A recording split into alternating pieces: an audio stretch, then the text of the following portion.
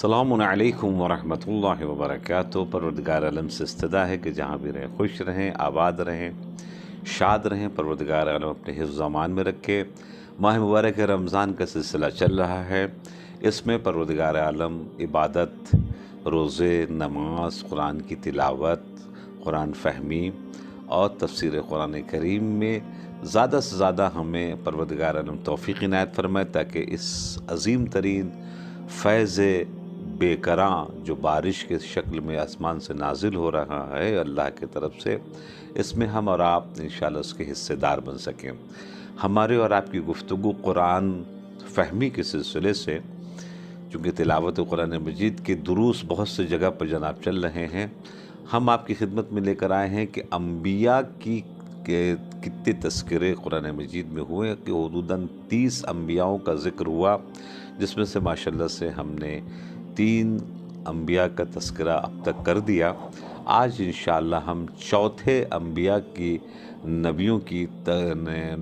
کے تذکروں میں سے ایک تذکرہ آپ کی خدمت میں کرنا چاہتے ہیں،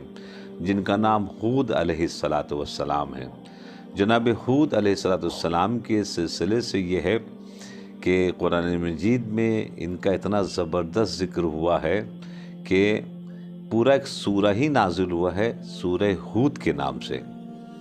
اب ذرا سوچئے کہ کیا امپورٹنٹ ہے اور کیا ہوا ہے ان کی زندگی میں، ان کے دور میں، کہ پروردگار عالم نے اس سورہ کا نام ہی سورہ ہود رکھ دیا ہے۔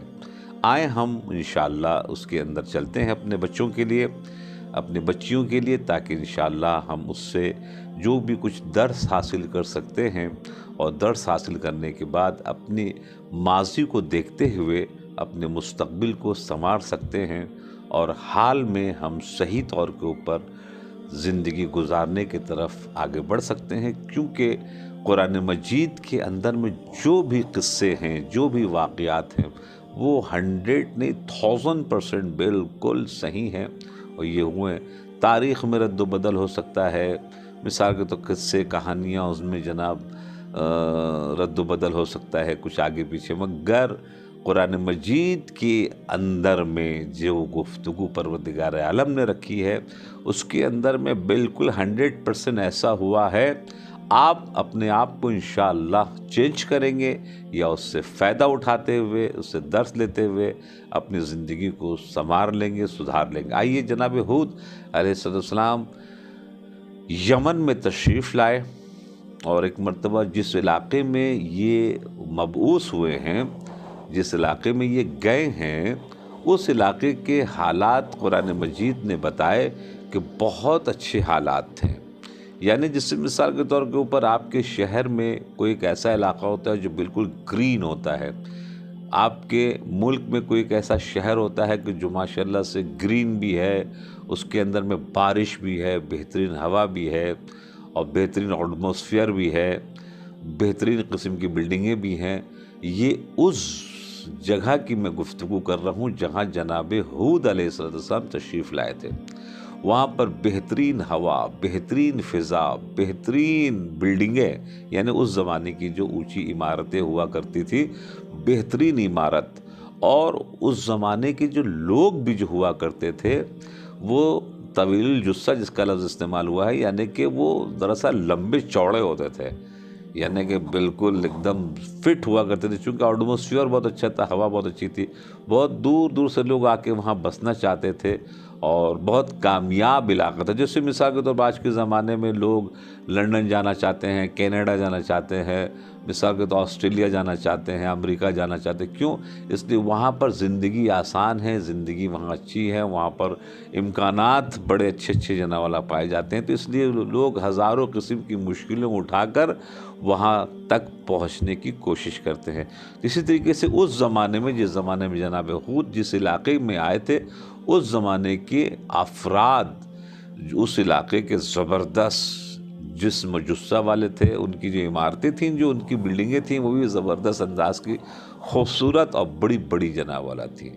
اب انہیں نے اپنا کام، چونکہ تمام انبیاء، تمام ائمہ معصومین، تمام رسولوں کا کام جو میسنجر آف گاڈ ہے، ادھر کی صحیح نیوز زندگی کو کامیاب ترین بنانے کے راز، حرام سے بچنے کا طریقہ، واجب پر عمل کرنے کا طریقہ، یہی مقصد تھا ان لوگوں کا آنے کا، توحید و نبوت و امامت کو بتانا اور کامیاب زندگی گزارنا، یہی ایک قسم سے معاملہ۔ کہ رسول اللہ سے کسی نے پوچھا دین کیا ہے، تو بس ایک ہی لفظ میں جناب کہا کہ مجھے آپ دین سمجھا دیے، تو رسول اللہ نے صرف ایک ہی بات کہی، مخلوق کی خدمت اور خالق کی عبادت، اسی کو دین کہتے ہیں۔ اسی چیز کو پھیلانے کے لیے جناب ہود علیہ السلام اس علاقے میں تشریف لائے۔ اس علاقے میں بت پرستی ہو رہی تھی اور پوجا کر رہے تھے لوگ بتوں کو۔ تو پھر ایک مرتبہ جناب ہود علیہ السلام نے اپنے کام کو، سلسلے کو شروع کیا۔ اب جو شروع کیا تو لوگوں نے مذاق اڑانا شروع کیا، کیونکہ کہیں کہیں پر ایسا ہوتا ہے جب انسانوں کے پاس کچھ پیسے ہو جاتے ہیں تو وہ غرور، گھمنڈ، تکبر، بڑی بڑی باتیں جناب کرنا شروع کر دیتے ہیں۔ چونکہ وہ تکلیف کے لمحات سے گزرے نہیں ہیں، لہٰذا وہ ہمیشہ اسی طرح سوچنا شروع کر دیتے ہیں اور پھر مذاق اڑانا شروع کیا انہوں نے۔ آخر میں تو جناب ہود پیغمبر کو لوگ پاگل اور مجنون جناب کہنا شروع کر دیا۔ جو مجنون کہنا شروع کیا ہے تو یہ عقل کے اوپر حملہ ہوتا ہے، یہ بہت خطرناک ہوتا ہے، کہ چونکہ اگر آپ کسی کی عقل کے اوپر اگر آپ نے حملہ کر دیا تو پھر اس کے پاس بچا کیا، پھر اس کی بات سنے گا کون؟ یہ بہت خطرناک حملہ ہوتا ہے کہ بولیں کہ بھائی ان کا دماغی کام نہیں کرتا ہے، وہ دیوانے ہو چکے ہیں۔ تو یہ جب جناب ہود علیہ السلام کے اوپر ہوا اور جناب ہود نے توحید کی سلسلے میں بہت کوششیں کی، لوگوں کو بتایا کہ یہ بت پرستی سے نجات حاصل کرو، اللہ نے تم کو تمام نعمتیں دے کر رکھی ہیں ہر اعتبار سے، تو باقاعدہ جب ان کو جنون کے لیے بولا تو جانتے ہیں انہوں نے ایک لفظ استعمال کی جو بہت تکلیف دہ ہے، کہ آپ نے ہمارے بتوں کی جو مثال کے طور انسلٹ کی ہے، تو ہمارے بتوں نے آپ کو سزا دے دی، سزا یہ دے دی کہ آپ کا دماغ جناب خراب ہو گیا ہے۔ آخر میں پھر وہ بزن ہو کر جب نکلنے لگے ہیں اس علاقے سے، کہ چونکہ دیکھیے تقریباً ہر نبیوں کے سلسلے سے، اماموں کے سلسلے سے یہ دیکھنے کو ملا، یہ ایک بہت بڑا درس ہے ہمارے لیے، کہ جس علاقے میں بھی آپ اگر ہوں اور وہاں پر آپ کی قدر نہ کی جا رہی ہو یا آپ کے لیے بہت مشکلات کا معاملہ کر دیا گیا ہو، تو کوشش یہ کریں کہ اس علاقے کو چھوڑ کر دوسرے شہر میں، اللہ نے بہت بڑی دنیا بنائی ہے، تو جناب وہاں چل جائیں، ہجرت کریں۔ رسول اللہ نے ہجرت کی، مثال کے طور کے اوپر پہلے مکے میں رہا کرتے تھے، مکے سے بھی مدینے چلے گئے۔ مولا متقیان نے ہجرت کی، پہلے مدینے میں رہتے تھے، مکے کے بعد مدینے میں رہتے تھے، مدینے کے بعد پھر کوفے چلے گئے۔ اسی طریقے سے تقریباً اور انبیاء کرام بھی جو تھے، جب بھی آپ جناب ادریس کے سلسلے میں ہماری گفتگو ہو چکی ہے کہ وہ بابل میں تھے، بابل سے پھر جناب والا مصر چلے گئے جب ان کو تکلیف ہوئی۔ اسی طریقے سے جناب ہود جب بہت پریشان ہوئے اور لوگوں نے ان کو اذیت کرنا شروع کر دیا، تو پھر وہاں سے جب وہ نکلے ہیں تو پھر عذاب الہی کی خبر دیتے ہوئے نکلے کہ پھر تم لوگوں کو جو عذاب آئے گا اس سے کوئی بچا نہیں پائے گا۔ تو چونکہ اپنے جسمان اور جثے کے اوپر بڑا غرور ان کو تھا کہ کیا عذاب آئے گا، تو قرآن مجید میں عذاب کا تذکرہ جو ہے قرآن مجید میں سورہ ہود میں 50 نمبر آئے کریمہ، 52، 53، 54، یہ لائن سے آئے کریمہ میں جناب تذکرہ ہوا ہے۔ کیا تذکرہ ہوا ہے؟ جناب ہود کے اس عظیم ترین پیغام کو جو لوگوں نے رد کیا ہے اور جو مذاق اڑایا ہے پیغمبر کا اور توحید کو نہیں مانا ہے، جس کے سلسلے میں جب عذاب آیا ہے تو کون سا عذاب آیا؟ عجیب ٹائپ کا عذاب آیا ہے۔ کیسا عذاب آیا؟ تو نے کہا طوفان آئے گا، اور قرآن مجید نے اس کا تذکرہ کیا سورہ ہود کے 50، 52، 53، 54 میں آئے کریمہ میں۔ سورہ زاریات میں 41 نمبر آئے کریمہ میں جناب اس کا تذکرہ ہوا۔ سورہ حاقہ میں جناب 7 اور 8 میں جناب ہوا تذکرہ۔ سورہ زاریات کے 32 نمبر آئے کریمہ میں ہوا تذکرہ۔ تو چونکہ میرے پاس اتنا ٹائم نہیں ہے کہ میں تمام آیات کی تلاوت کروں اور اس کے بعد ان کی تفسیر کی طرف جاؤں، مختصر سے ٹائم میں ایک مختصر سا پروگرام آپ کی خدمت میں پیش کرنا رہتا ہے، تو خدمت میں آپ عرض کریں کہ قرآن نے تذکرہ کیا ہے کہ وہاں پر عذاب کیسے آیا، وہ میں عذاب جو قرآن نے بیان کیا جناب ہود کے قوم کے سلسلے سے، جو قوم عاد بھی جناب کہی جاتی ہے، 6 راتیں 7 راتیں اور 8 دن مستقل طور کے اوپر طوفان آیا۔ ایک طوفان ہوتا ہے، طوفان ہوتی ہے، اس میں بارش ہوتی ہے، زبردست قسم کی بارش ہوتی ہے، تو پھر اس طوفان کے بعد جو ہے وہ پورے زمین جو ہے وہ سبزہ ہو جاتی ہے۔ مگر ایک طوفان ہوتا ہے جس میں بارش نہیں ہے، صرف اور صرف تباہی ہے، صرف اور صرف تباہی ہے۔ وہ تباہی جناب ہود کے قوم یعنی قوم عاد کے اوپر نازل ہوئی۔ تو ان خبیثوں نے معلوم ہے اس طوفان سے بچنے کے لیے انڈر گراؤنڈ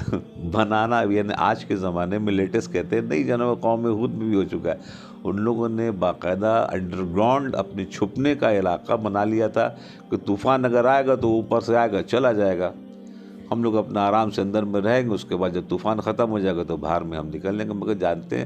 جس کو اللہ بچائے اس سے کوئی نہیں مار سکتا، جس کو اللہ مارنا چاہے اسے کوئی بچا نہیں سکتا۔ یہ طوفان کی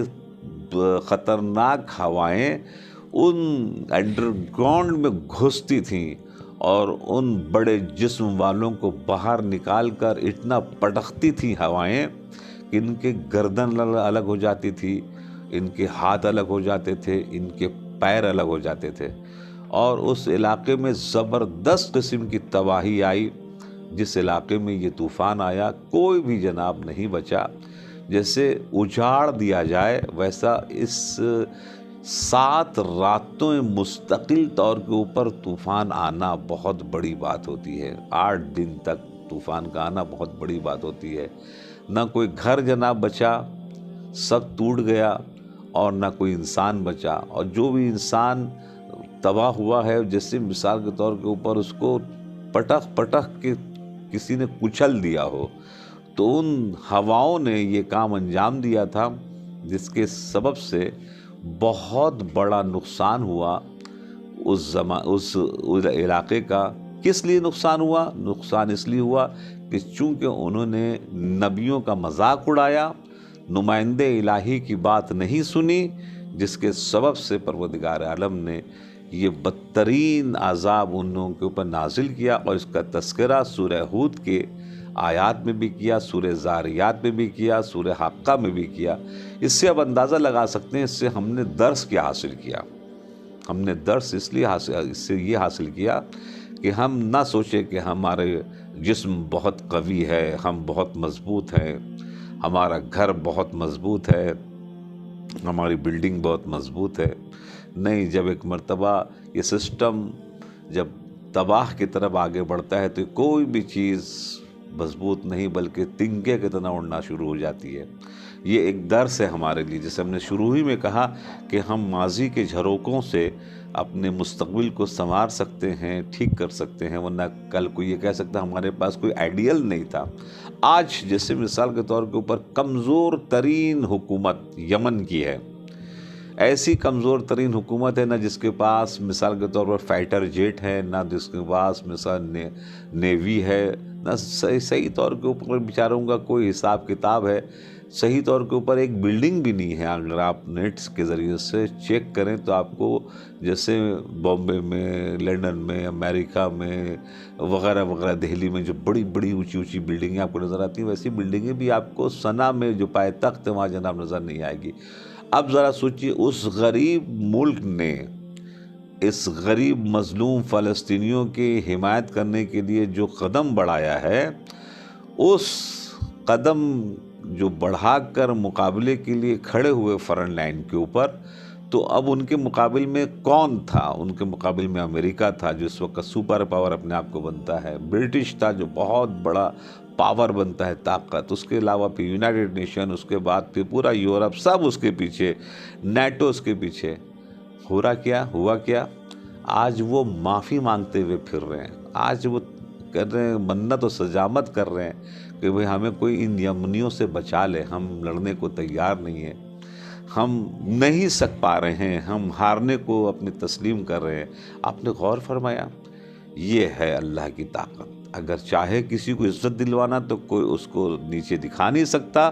اور جسے کوئی نیچے دکھانا چاہے اللہ تو پھر کوئی اس کو اوپر اٹھا نہیں سکتا۔ اس زمانے میں بھی جو دیکھا تھا آج اس زمانے میں بھی جناب دیکھ لیجئے۔ اس کے بعد پھر جناب ہود علیہ السلام ایک ٹائم تک رہے، اور جس قوم نے بھی اپنے رہبروں کی، اپنے نمائندے الہی کی عزت کی ہے، وہ قوم نے ترقی کی ہے۔ اب ہم نے اپنے علاقے کے عالم دین کی، اپنے ملک کے عالم دین کی عزت کی، اپنے رہبر کی عزت کی، تو پھر ہم نہیں مٹیں گے، ہم برباد نہیں ہوں گے، ہم پیچھے نہیں جائیں گے، ہم ناکام نہیں ہوں گے۔ اور اگر ہم نے اس کا اپوزٹ کیا، ہم نے ان کا ساتھ نہیں دیا، ہم نے ان کی آواز پر لبیک نہیں کہا، ہم نے ان کو تنہا چھوڑ دیا، ہم نے ان کو جھٹلایا، یا ہم نے ان کے لیے کبز کیا، تو پھر جو تباہی آئے گی تو قوم ہود کے ساتھ، یعنی قوم عاد کے ساتھ جو ہوا ہے، وہ ذرا سا اپنے ذہنوں میں ایک مرتبہ دوڑا لیجئے۔ تو ہم نے اس لیے قرآن مجید کی آیات کا بھی تذکرہ کیا، اس کا حوالہ بھی دیا، اور اس سے ہم اور آپ اپنی زندگی کو سنوار سکتے ہیں۔ یہ ماہ مبارک رمضان کی برکتوں سے یہ قرآن کا خزانہ آپ تک الحمدللہ پہنچانے کی کوشش کر رہا ہوں۔ اپنا بہت خیال رکھیے گا، دعاؤں میں یاد رکھیے گا، اور روزہ نماز پروردگار عالم قبول فرمائے۔ والسلام علیکم ورحمۃ اللہ وبرکاتہ۔ عجل فرجہ الشریف۔